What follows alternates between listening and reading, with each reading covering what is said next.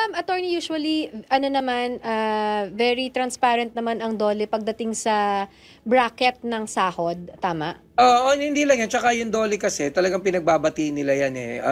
In fairness sa DOLE, pinapaliwanag nila kung ano yung mga pagkukulang. Kasi sa batas po kasi, sa labor code, meron tayong tinatawag na labor relations at labor standards. So yung labor relations would pertain doon sa relasyon na umiiral sa pagitan ng employer at employee. So, ibig sabihin, yung mga usapin kagaya ng security of tenure, usapin na hindi ka pwedeng tanggalin, maliban na lamang kung may kadahilanan, bahagi yan halimbawa ng tinatawag na labor relations. But then, meron na tinatawag na labor standards. Yung labor standards, yung mga dapat ibigay sa'yo, yung 13th month, yung vacation leave, yung sick leave, 'di ba? Yung usapin halimbawa ng mga bonuses, yung usapin magkano ang minimum wage, yung usapin ng Yeah. pagbayad ng overtime pay, among others. Kompleto po ang batas patungkol diyan dahil ang labor code po ay ginawa para po proteksyonan kayo.